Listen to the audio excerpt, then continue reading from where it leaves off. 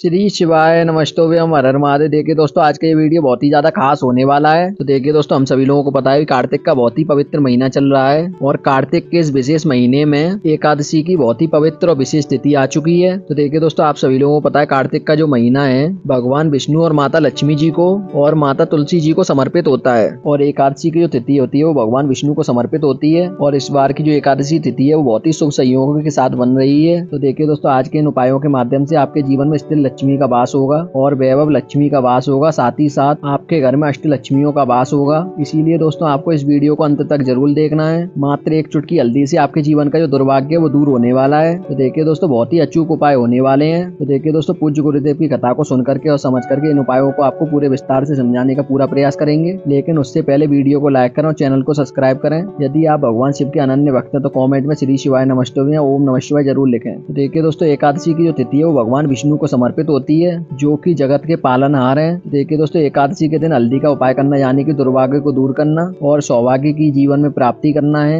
इसीलिए हमें कार्तिक मास की एकादशी कर हल्दी के विशेष उपाय जरूर करने चाहिए। देखिए दोस्तों, आज का जो पहला उपाय है वो मात्र आपको एक चुटकी हल्दी से करना है। यह एक चुटकी हल्दी आपके जीवन में खुशियां लेकर के आएगी और आपकी जो किस्मत है उसे चमकाने का कार्य करेगी। देखिए दोस्तों, आपको क्या करना है, एकादशी के दिन आंवले के वृक्ष के नीचे भगवान विष्णु का वास होता है। आंवले के वृक्ष में भगवान विष्णु का वास होता है, निवास माना जाता है। और इसकी जो जड़ होती है उसमें भगवान विष्णु शयन करते हैं यानी कि आराम करते हैं। इसीलिए दोस्तों, आपको आंवले के वृक्ष के वहां पर जाना है और इसी के साथ में आपको तांबे के पात्र में अपने घर से शुद्ध जल लेना है और इसी के साथ में आपको मात्र एक चुटकी हल्दी लेना है। तो देखिए दोस्तों, आंवले के वृक्ष के नीचे इस उपाय को आप दो प्रकार से कर सकते हैं। तो देखिए दोस्तों, आपके पास जो एक चुटकी हल्दी है उसको आप इस जल के अंदर डाल दें और हल्दी से युक्त जल तैयार कर लें और आपको ये हल्दी से युक्त जल को आंवले की जड़ में समर्पित कर देना है। ओम नमो भगवते वासुदेवाय नमः इस मंत्र का जाप करते हुए। तो देखिए दोस्तों, यह एकादशी कार्तिक महीने की है, इसीलिए आपको हरिहर महादेव जी का मन में स्मरण करते रहना है। तो देखिए दोस्तों, इस उपाय को आप दूसरे प्रकार से भी कर सकते हैं। तो देखिए दोस्तों, आपके पास जो हल्दी है उसको आप सूखी भी अर्पित कर सकते हैं आंवले की वृक्ष की जड़ में। तो देखिए दोस्तों, आपने जो सूखी हल्दी डाली है आंवले के वृक्ष के वहां पर और उसी हल्दी के ऊपर आपके पास जो एक लोटा जल है उसको आपको धीरे धीरे समर्पित कर देना है। तो देखिए दोस्तों, यह जो जल है आपको अपना मुख पूर्व दिशा की ओर कर करके जल समर्पित करना है और आपको हरिहर महादेव जी का अपने मन में स्मरण करते रहना है। और हरिहर महादेव जी का मन में स्मरण करते हुए एकादशी की तिथि पर आपको यह जल आंवले की जड़ में समर्पित कर देना है। बस दोस्तों, आपको इतना सा उपाय करना है। आपके जीवन में जो भी संकटें आ रही हैं, जो भी अड़चनें आ रही हैं और जो भी आपकी मनोकामना उन्हें परिपूर्ण करने के लिए आपको प्रार्थना कर लेनी है। तो देखिए दोस्तों, इस प्रकार से आपको ये पहला उपाय कर लेना है एकादशी की तिथि पर। तो चलिए अब दोस्तों जान लेते हैं पूज्य गुरु जी द्वारा बताए गए दूसरे विशेष चमत्कारी उपाय के बारे में। तो देखिए दोस्तों, यह उपाय भी बहुत ही ज्यादा खास होने वाला है। तो देखिए दोस्तों, यह उपाय आपके जीवन में स्थिर लक्ष्मी का वास कराने वाला है। तो देखिए दोस्तों, बहुत से घरों में माता लक्ष्मी जी जो है वो स्थिर रूप से वास नहीं करती हैं। यदि हम चाहते हैं हमारे घर में माता लक्ष्मी जी जो है वो हमारे घर में स्थिर रूप से वास करें और हमारा जो पैसा है वो खर्च हो जाता है और हम पैसा खर्च करने की नहीं भी सोचते हैं, तब भी हमारा जो पैसा है वो जाने का रास्ता खोज ही लेता है। यानी कि आपका जो धन है वो अस्पताल में खर्च हो जाता है और आपके जो बच्चे हैं वो बिगड़े हुए हैं और घर में जो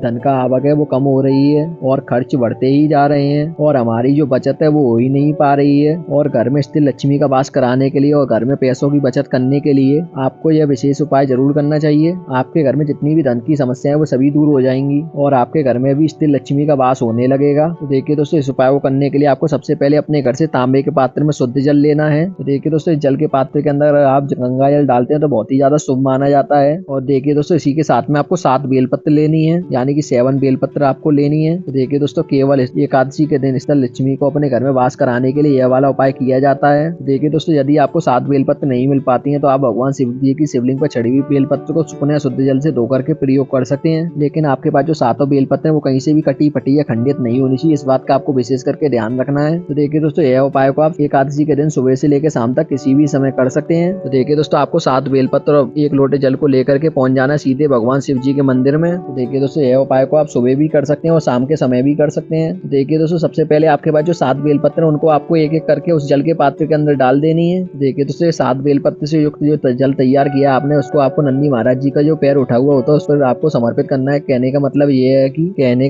है कि पात्र से बेलपत्र बाहर न निकल पाए, आपको इतनी धीरे धीरे जल समर्पित करना है। इस बात का आपको विशेष करके ध्यान रखना है। केवल दोस्तों, आपको जल ही नंदी महाराज जी का जो पैर उठा हुआ होता है वहां पर समर्पित करना है। इस बात का आपको विशेष करके ध्यान रखना। बेलपत्र नहीं आपको समर्पित करनी है, बेलपत्र उस पात्र के अंदर ही रहनी चाहिए। इस बात का आपको विशेष करके ध्यान रखना है। फिर देखिए दोस्तों, आपकी जो भी मनोकामना या फिर आपके घर में धन का वास नहीं हो पा रहा है और आप चाहते हैं आपके घर में स्थिर लक्ष्मी जी का वास हो और घर में हम 100 कमाते हैं हमारे 200 खर्च हो रहे हैं, तो दोस्तों आपको कामना करनी है मेरे जीवन से ये सारी समस्याएं हैं यह सभी दूर हो। तो देखिए दोस्तों इस प्रकार से आपको ये नंदी महाराज जी का पैर उठा हुआ होता है, वहाँ पर आपको ये जल समर्पित करना है। तो देखिए दोस्तों केवल आपको जल समर्पित करना है, बेलपत्र आपको वहाँ पर समर्पित नहीं करनी है, इस बात का आपको विशेष करके ध्यान रखना है। देखिए दोस्तों उसके बाद आपके पास जो 7 बेलपत्तियां उस पात्र के अंदर वो आपको भगवान शिव जी की शिवलिंग पर एक एक करके समर्पित करते जाना है और आपको श्री शिवाय नमस्तुभ्यं इस मंत्र का लगातार जाप करते रहना है। तो देखिए दोस्तों प्रत्येक बेलपत्र की जो चिकनी साइड है वो भगवान शिव जी की शिवलिंग पे स्पर्श होगी और जो डंडी वाला भाग है वो आपको जलाधारी की तरफ रखना है। तो दोस्तों इस प्रकार से आपको ये 7 बेलपत्र भगवान शिव जी की शिवलिंग पर समर्पित कर देनी है। तो देखिए दोस्तों बस इतना सा उपाय करना है इस एकादशी के दिन पर आपको। तो देखिए दोस्तों इस उपाय को करने से आपके घर में निश्चित रूप से माता लक्ष्मी जी का वास होगा और आपके घर में जो फिजूल खर्चे जो हैं वो सभी कम होंगे और आपके घर में अष्ट लक्ष्मी जी का निवास होगा। तो देखिए दोस्तों यह उपाय भी आपको कार्तिक माह की पवित्र एकादशी की तिथि पर जरूर करना चाहिए। तो चलिए अब दोस्तों जान लेते हैं पूज्य गुरु जी द्वारा बताए गए तीसरे महा उपाय के बारे में। तो देखिए दोस्तों बहुत ही आसान सा उपाय है एकादशी का, मात्र आपको एक चुटकी हल्दी से यह विशेष उपाय करना है। तो देखिए दोस्तों हम सभी लोग जानते हैं एकादशी की तिथि पर तुलसी जी में कभी भी जल अर्पित नहीं किया जाता है और तुलसी जी को कभी भी एकादशी के दिन स्पर्श नहीं करना चाहिए, क्योंकि दोस्तों ऐसा माना जाता है एकादशी के दिन माता तुलसी जी जो है वो एकादशी के दिन भगवान विष्णु जी की सेवा में लगी रहती हैं। तो देखिए दोस्तों एकादशी की तिथि पर कुछ विशेष उपाय होते हैं जिन्हें आप करते हैं तो आपके घर में कभी भी धन धान्य की समस्या उत्पन्न नहीं होती है। तो देखिए दोस्तों इस उपाय के लिए मात्र आपको एक गोलवाती का दीपक तैयार कर लेना है। तो देखिए दोस्तों यह दीपक हमें भगवान विष्णु जी के नियमित प्रज्वलित करना है, इसीलिए हमें इसमें गोलवाती का ही प्रयोग करना है और दीपक के अंदर आपको गाय के शुद्ध देसी घी का ही प्रयोग करना है और इसी के साथ में आपको एक चुटकी हल्दी लेना है। तो देखिए दोस्तों एक चुटकी हल्दी और इस दीपक को लेकर के आपके घर में जहाँ कहीं भी माता तुलसी जी का स्थान है वहाँ पर के लेकर के इन्हें पहुंच जाना है। तो देखिए दोस्तों आपका जो मुख है वो आपको उत्तर दिशा की ओर रखना है। देखिए दोस्तों सबसे पहले आपको माता तुलसी जी के वहाँ पर इस दीपक को प्रज्वलित कर लेना है। ओम नमो भगवते वासुदेवाय नमः इस मंत्र का जाप करते हुए आपको ये दीपक को प्रज्वलित कर लेना है और इस दीपक के अंदर आपके पास जो एक चुटकी हल्दी है उसे लेकर के आपको उसी के अंदर डाल देना है इस दीपक के अंदर और इसी दीपक से आपको माता तुलसी जी की आरती करना है। ओम नमो भगवते वासुदेवाय नमः इस मंत्र का लगातार जाप करते हुए और आरती करने के बाद आपकी जो भी विशेष मनोकामना उसे परिपूर्ण करने के लिए आपको प्रार्थना कर लेनी है। तो दोस्तों मनोकामना आपको ऐसी बोलना जो आपके जीवन से दुर्भाग्य को दूर करे, जो कि आपके जीवन में जितनी भी तकलीफ है उन्हें समाप्त करे। देखिए दोस्तों हल्दी जो है वो आपके जीवन में सौभाग्य की वृद्धि करती है। देखिए दोस्तों हल्दी का उपाय अगर हम भगवान विष्णु जी के वहां पर करते हैं, भगवान विष्णु के नियमित करते हैं, तो इससे माता लक्ष्मी जी को बहुत अधिक प्रसन्न होती हैं। देखिए दोस्तों संकट और अपने जीवन की सारी समस्या को दूर करने के लिए आपको यह दीपक तुलसी माता के वहां पर प्रज्वलित करना है और उसके बाद आपको अपनी मनोकामना को बोल देना है। तो देखिए दोस्तों आज की इस पूरी वीडियो हमने